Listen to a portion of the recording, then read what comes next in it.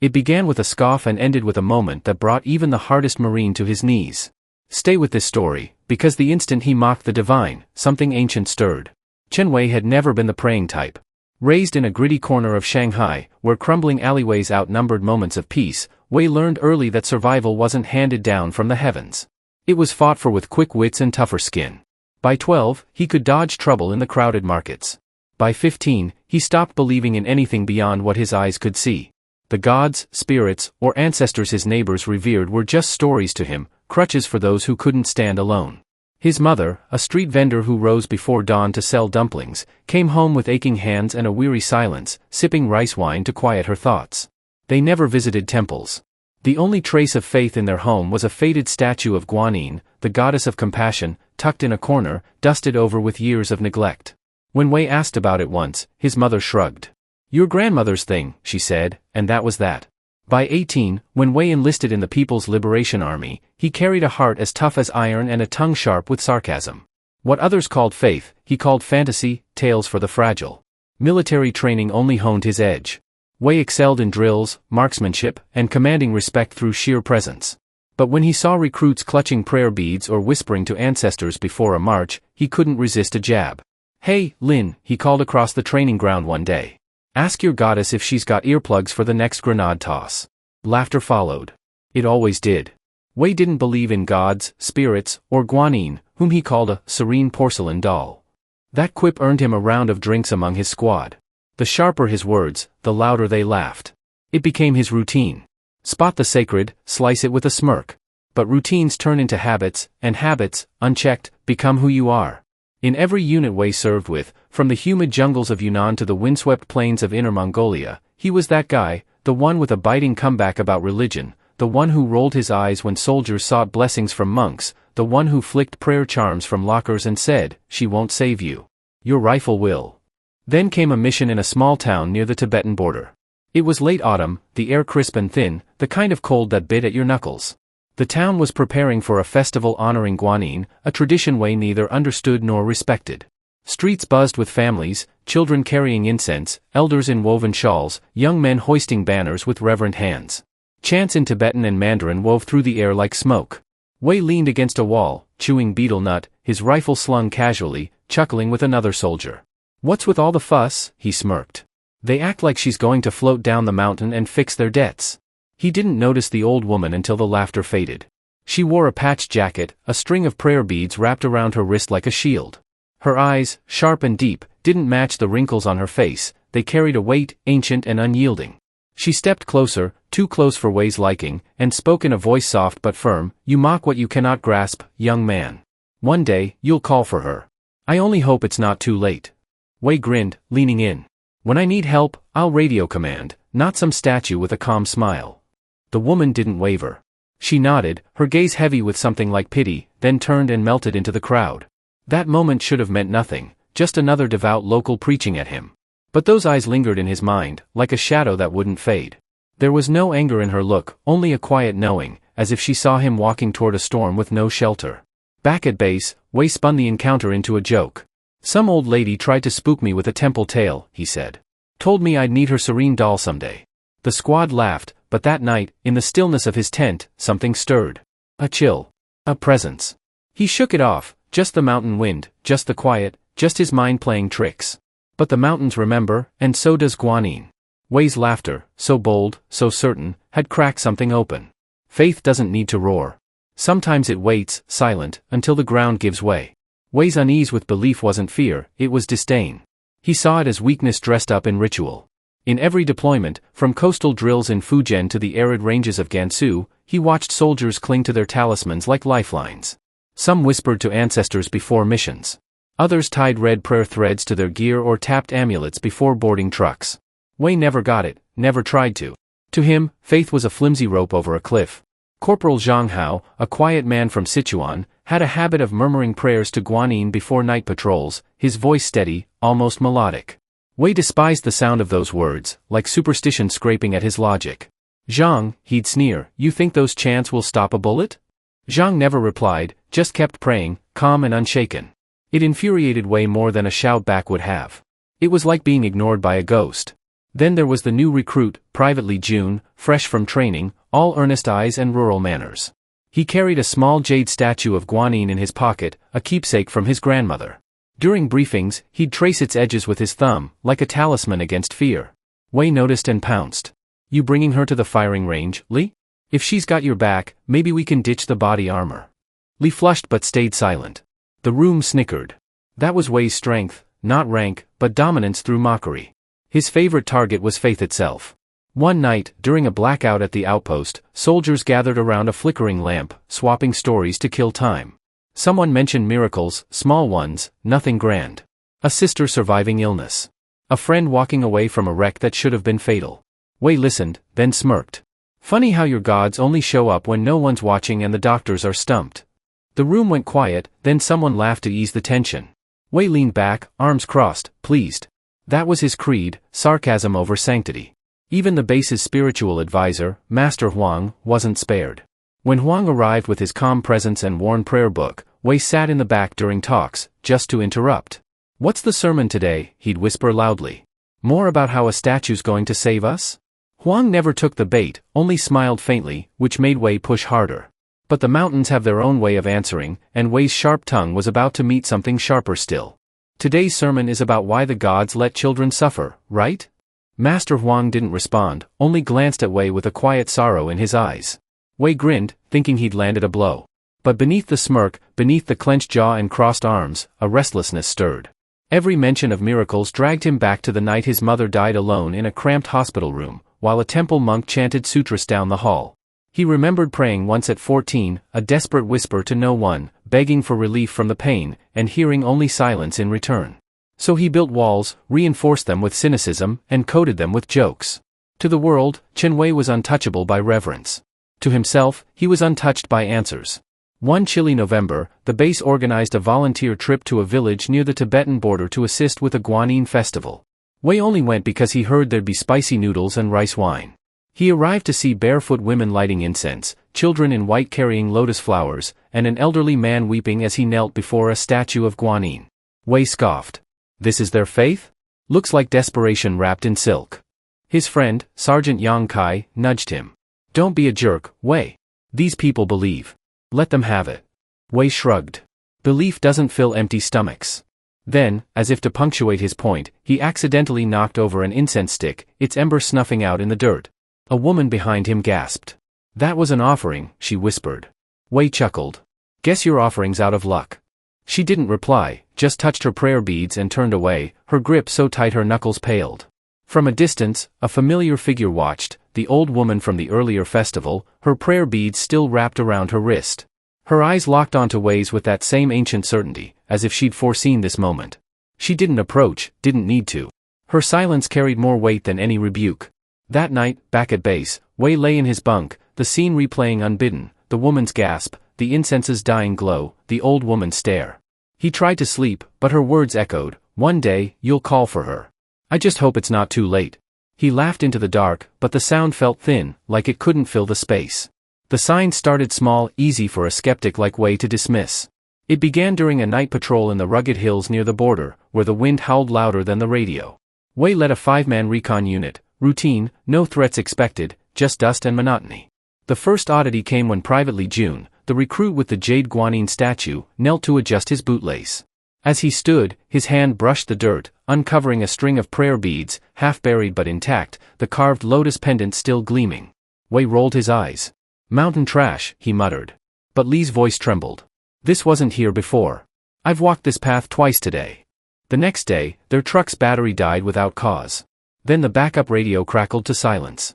The local guide, a weathered Tibetan scout, muttered that the hills were restless this time of year. He offered no further explanation. By the third night, camped in a dry valley, things shifted. Corporal Zhang Hao woke soaked in sweat, his sleeping mat damp. He dreamed of a woman in white robes standing in a field of ash, her eyes unblinking, piercing him. "I couldn't move," he whispered to Li, "it was like she saw everything inside me." Wei overheard and barked, "What, she tell you to eat less spicy noodles?" Zhang didn't respond, just stared at the horizon, as if something stared back. Even Wei couldn't ignore the change in the air. The valley, usually barren and dry, carried a faint scent, sweet, not incense, not flowers, but something like lotus carried on a cold breeze. It lingered briefly, then vanished. A strange fragrance in the middle of nowhere. Then came the shadows. Lee reported seeing a figure one night, a woman, still, between two rocky outcrops. No sound, no movement, just a soft glow around her head. Wei swept his flashlight toward the spot, ready to shout or shoot if needed. Nothing. But Lee was shaking too hard to speak. The breaking point came with the compass. Wei was checking bearings for the return trek when the needle began to spin, slowly at first, then in wild circles, like it had lost its purpose. He tapped it, shook it, pulled a second compass from his kit. Same result. They weren't lost, not exactly, but the hills felt different, like the land itself had shifted. Could be a magnetic glitch, Wei mumbled. No one argued. No one wanted to name the unease settling over them. That night, as Wei lay in his tent trying to rationalize the week's events, he jolted awake at 3:07 a.m. Something scratched at the tent's canvas, not claws, not wind, but rhythmic, like fingertips brushing the fabric. He held his breath. It stopped. He flung open the flap. Nothing but dirt and shadow. But there, at the tent's entrance, etched into the soil, was a perfect lotus shape, drawn as if by a careful hand, untouched by the wind. For the first time in years, Wei didn't laugh. He didn't speak. He zipped the tent shut and lay in the dark, staring into nothing, unsure if he was the watcher or the watched. It was the fourth night in the valley. The air felt charged, so still it seemed to hum. The usual mountain sounds, wind, distant wolves, rustling grass, had vanished.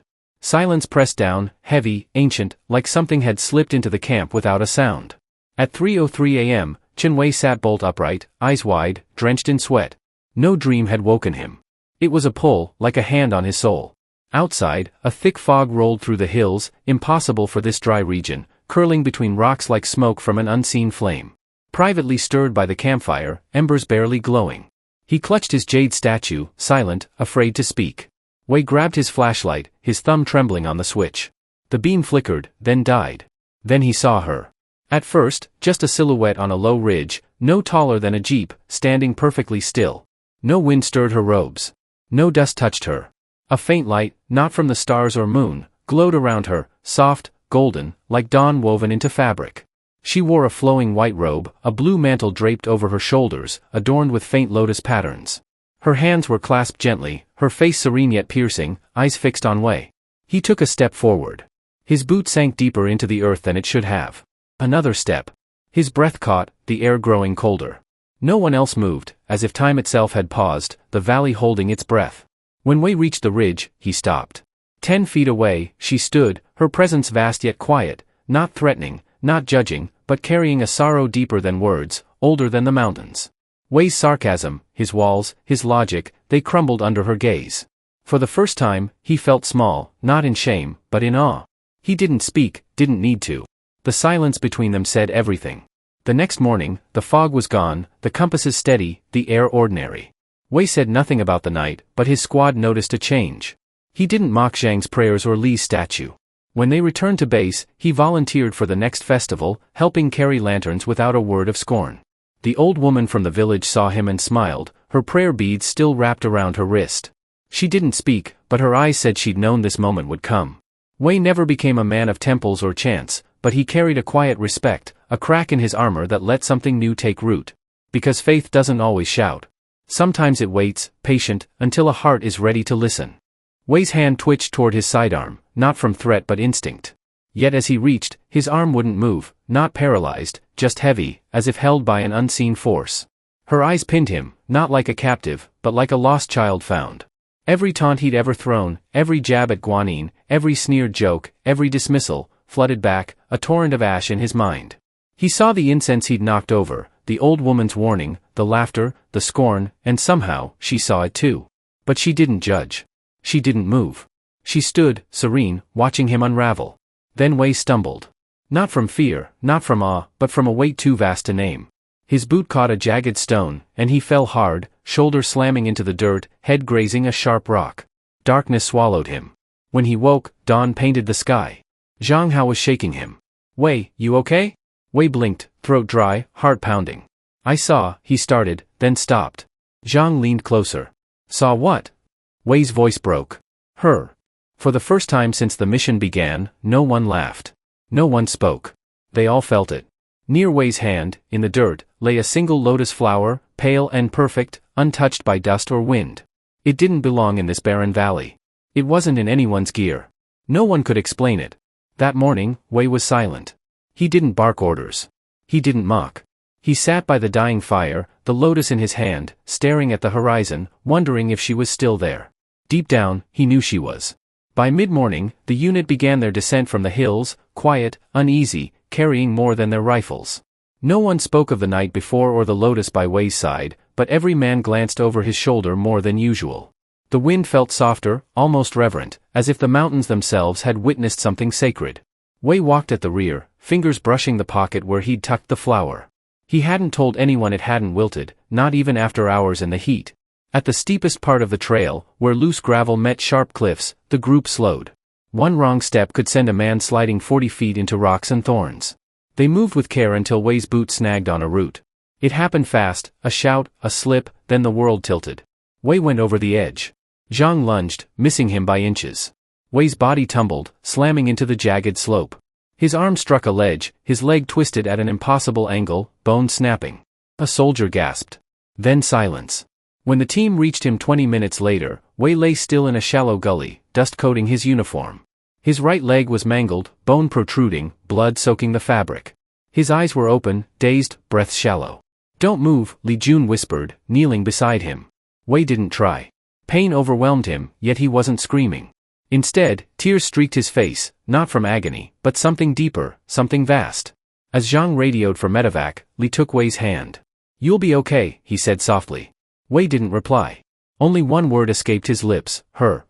The helicopter arrived 40 minutes later, blades churning dust into a storm. Wei was lifted onto a stretcher, unconscious by the time they reached the airstrip. He was flown to a military hospital in Chengdu, where surgeons prepped for a compound fracture and severe blood loss. But when they cut through his uniform, they froze. His leg was whole, not just healed, but untouched. No swelling, no bruising, no fracture, no trace of trauma. The ER nurse checked the charts twice. "This is the guy from the fall?" The field medic nodded. "We saw the bone. We saw the blood." A CT scan showed nothing but old scar tissue on his shoulder from a prior injury. Nothing else. When Wei woke, 3 doctors stood in the room, murmuring. One approached cautiously. "Mr. Chen," she said, "we can't explain this." Wei sat up slowly, flexed his toes, then his ankle, no pain.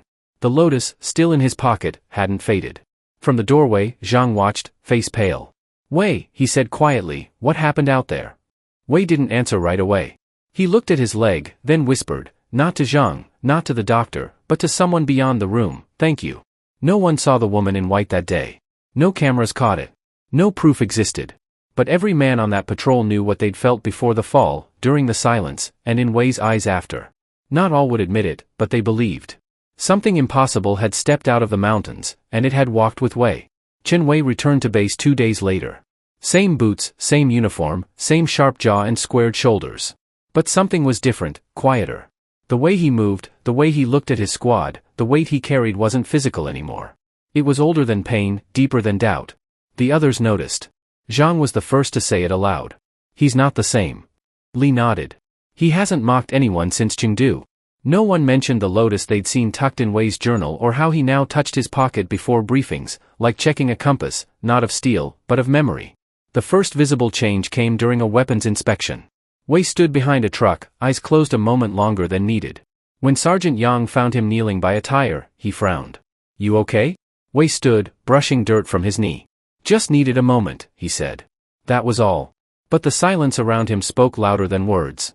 Then came a routine patrol in the eastern sector, 5 men, dry heat, no signs of trouble. Before they rolled out, Wei pulled privately aside. "Before we go," he said, reaching into his chest pocket. He pulled out a small string of prayer beads, simple, wooden, with a lotus pendant. "Keep this," he said. Li took it, eyes wide, but didn't ask. Wei didn't explain. From that day, Wei never spoke of the night in the valley, but he carried it. He didn't become a monk or pray at temples, but he stopped scoffing at those who did. At the next Guanyin festival, he was there, not for the noodles or wine, but to light an incense stick, his hands steady, his eyes soft. The old woman from the village saw him and smiled, her beads still wrapped around her wrist. She didn't speak, but her gaze said she'd known this day would come. Faith doesn't always demand chants or altars. Sometimes it's just a man, changed, carrying a lotus in his pocket and a quiet thanks in his heart. Nothing fancy, just wooden beads and worn string, Wei said, handing the small prayer beads to Li Jun. Li blinked, hesitant. Where'd you get this? Wei looked away briefly, then met his eyes. It's yours now. Li took it, his gaze wide with unspoken questions. That day, the patrol returned without incident, no radio static, no missteps on the rocky trails. Some called it chance, others felt the stir of something greater. By week's end, whispers spread. Chen Wei, once the sharpest scoffer, no longer mocked. He still trained with a soldier's focus, barked orders during drills, cleaned his rifle with precision born of discipline. But in the mess hall, he sat differently, quieter, listening. He didn't interrupt Master Huang's talks. When he caught two recruits snickering at a monk's blessing, he didn't snap. He just said, "Be careful who you laugh at. Some things hear you." The words landed like stones, and the recruits fell silent. That moment, the squad knew something irreversible had shifted. The certainty came during the weekly rotation ceremony, when squads were assigned new postings. Wei's name was called for field duty again. He stood, gave the standard salute, then paused. From his shirt pocket, he pulled the lotus flower, still vibrant, untouched by time. He placed it on the edge of the command table and said, "Let this remind us there are forces we don't need to understand to respect." No one moved. No one breathed. Even the captain, known for dismissing superstition, lowered his gaze. Wei never preached, never lectured. His change was in his presence, as if he walked beside something unseen. Before missions, he took 2 minutes alone behind the barracks. Some thought he was reflecting, others guessed he was praying. He never clarified. The real shift wasn't what he did, but what others began to do. By month's end, 3 soldiers started carrying prayer beads. 2 tucked small guanine amulets between ammo packs and rations. One, a young private, asked Wei quietly, "Do you think she'd forgive me?" Wei didn't hesitate. He nodded. "She already has." The mountains hadn't changed, but Wei had, and in his quiet, others began to listen. By spring, Chen Wei was a mystery, not a legend, not a ghost, just different. At first, soldiers kept their distance, not out of fear, but because he'd become unpredictable. In the military, that unnerved people. But his silence turned to stillness, and that stillness drew them in. It started in the hospital ward. Wei returned to the military hospital in Chengdu, not for treatment, but because something pulled him back, not to the machines or charts, but to the soldiers who sat alone, staring at walls with no visitors, no hope. He didn't bring lectures or advice, just presence. Sergeant Lu Tao, a double amputee, hadn't spoken in days, not since his fever spiked. Wei pulled a chair beside his bed. For 20 minutes, they sat in silence. Before leaving, Wei placed a small folded cloth on the table, containing a worn image of Guanyin, edges frayed. Lu ignored it at first, but later, a nurse found him clutching it, tears streaming down his face. Word spread. Some said Wei had survived a fall that should have broken him. Others whispered of a light trailing him through the hills. Most didn't know what to believe, but when the toughest soldiers started seeking him out, eyes quiet with unasked questions, it was clear his change was contagious. One night during mail call, Corporal Su Wei, a brash man from Shandong, approached Wei after lights out. He stood in the shadows, uncertain, then said, "I don't know if she'd hear me. Not after what I've done." Wei didn't ask for details. He handed Su a small wooden prayer bead string, the lotus pendant smooth from wear. "She's not here to judge you," Wei said. "She's just waiting." Su cried that night, not loud, not weak, but like a man releasing a burden carried too long. Wei didn't stop there. He began visiting units after rough deployments, not to give orders, but to offer quiet, a glance, a murmured prayer behind the supply shed, a steady hand on a shoulder before a memorial. Every Friday, when off duty, he took a bus 40 minutes to the veterans wing of a Chengdu hospital. No uniform, no rank, just a satchel with printed Guanyin cards, small prayer beads, and handwritten notes of hope. Some patients cursed him, some laughed, some turned away. But a few broke, and those were the ones he stayed with longest. In one room, an older veteran, Zhou Ming, was fading from liver failure. He hadn't seen his family in a decade, wanted no monks, no rituals. Wei sat beside him and placed a folded note on the tray with 3 words, "She never left." Zhou stared for a full minute, then said, "Sit." For 2 hours, they spoke, not of gods or temples, but of mothers, loss, and small joys. When Zhou passed 3 days later, he held a prayer bead string in his hand. Wei never called it a mission, never named it. But his quiet healing spread like incense in a still room, no stage, no fanfare, just faith passed from one scarred soul to another. It wasn't sudden. There were no grand ceremonies, no loud proclamations in the mess hall. Yet faith moved through the base like a current under calm waters. It showed in small ways: a prayer bead string on a bunk, a lotus drawing scratched into a locker, a soldier whispering to Guanyin at dusk, hands in pockets, head bowed. In the motor pool, someone tucked a Guanyin card inside a toolbox. At the firing range, a lotus symbol appeared in chalk near the safety board. No one erased it. In the gym, between drills, someone muttered, "Watch over us, compassionate one." Wei never took credit. When asked, he'd shrug. People are just remembering. He didn't preach. He lived. And that was louder than any words. Sergeant Yang Kai, once quick to scoff at anything spiritual, was seen one morning wearing a woven bracelet with a lotus charm. He didn't explain, and no one asked. But the base had changed, and at its heart, without ever seeking to be, stood Chen Wei, a man who'd once laughed at the divine, now carrying its quiet light. When someone teased Yang about his lotus charm bracelet, he didn't flinch, just tapped it twice and said, "It's not for show." Corporal Su Wei, after months of silence, began leaving folded slips of paper on bunks, each with a Buddhist verse or a prayer to Guanyin, unsigned, tucked under pillows like quiet truths. The base temple, usually empty except for festivals, started to hum with life. A soldier would slip in during a break, sit for 10 minutes, then leave. Another would kneel by the altar before deployment, touching a lotus pendant around their neck. No fanfare, no noise, just presence. Some officers noticed. One, Captain Zhao, pulled Wei aside. "What are you doing here, Chen?" Wei met his eyes. "Nothing, sir. Just remembering who we are." Zhao didn't reply, but the next day, he lit an incense stick in the temple, lingering just long enough to bow. Even the mailroom changed. A young recruit from Hunan started getting handwritten prayers from his grandmother. Instead of tossing them, he pinned them to the bulletin board. Within days, others added their own, a sutra verse, a line from a chant, a name scrawled with "Pray for him" underlined twice. The board became a tapestry of hope. Then came a day no one expected. During a morning ceremony, as the flag rose and the anthem echoed across the courtyard, every soldier dropped to one knee, not for protest, not for politics, but because word had spread that a comrade had fallen in the field. They prayed in silence, unprompted, no orders given. The courtyard stilled, even the wind holding its breath. Wei stood at the edge of the formation, hand over his heart, eyes lifted, not to the flag, but to something beyond, something eternal, something compassionate. Faith didn't need banners or speeches. It needed only a crack in the heart and the courage to kneel. Years passed. The uniform faded, the boots wore thin, and Chen Wei's name moved from active duty rosters to veteran outreach logs. No ceremony, no fanfare, just a folded flag, a signed discharge, and a nod from those who knew what he'd become. But Wei never left service, his mission simply changed.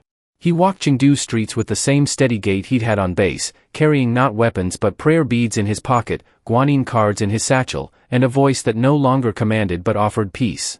Every Tuesday, Wei visited Chengdu's military hospital, not for checkups but to sit beside beds where no one else came. He held hands with amputees, dementia patients, and silent men whose eyes fought battles across hospital ceilings. He didn't share war stories or solutions, just listened. Before leaving, he'd press a small card into their hands, bearing 3 words, "She never left." At a local school, he read to children missing parents. At a veterans' shelter, he poured tea before dawn. Once a month, he returned to the valley where it all began, kneeling in the dust at sunrise to whisper, "Thank you." He never spoke of visions or miracles, but those near him felt it. His silence carried a second shadow. Strangers wept after minutes in his presence, and hardened skeptics left his side with hands pressed to their chests, as if recalling a mother long forgotten. Then came a call. Former Sergeant Ma Jun, once the loudest scoffer Wei knew, was dying in a Xian hospice, 2 provinces away. No visitors, no monks, just one request, "Send Chen." No one knew how he'd heard of Wei, but Wei went. The room was dim, machines humming like distant storms. Ma, frail as bamboo, turned slowly as Wei entered, eyes wet. "You were right about her," he whispered. Wei said nothing, just placed a worn prayer bead string on Ma's chest. "Tell her I'm sorry," Ma said. Wei leaned in. "She already knows." 2 hours later, Ma passed, and the nurses said he smiled, a first in years.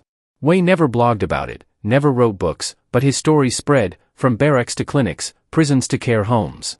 They called him the soldier who saw the compassionate one, the man who fell and rose with light in his eyes. In his small apartment, Wei kept one thing on the wall, not medals or photos, but a framed card, "While I breathe, I will remind the world you wait."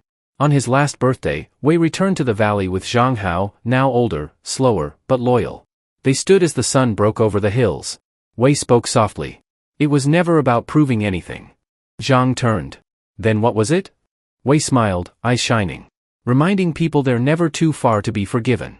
When Wei passed later that year, the temple at the Veterans Hospital overflowed, not just with soldiers, but with strangers, men who'd once mocked faith, nurses who'd lost hope, widows, children, doctors, wanderers. One by one, they spoke. He brought me back. In every pocket was a prayer bead string, some wood, some jade, some handmade, all touched by one man's faith. They didn't bury him with medals, but with a lotus flower, a single pale bloom over his heart, like the one she'd given him when he didn't believe, when he laughed, when he fell. Chen Wei never became a monk or led a temple revival. He never called himself holy. But somewhere between the fall and the forgiveness, he became a light. If this story stirs you, if you've ever doubted what now feels close or mocked what you now long for, know this: she waits, always. And some missions don't end when the uniform comes off, they begin.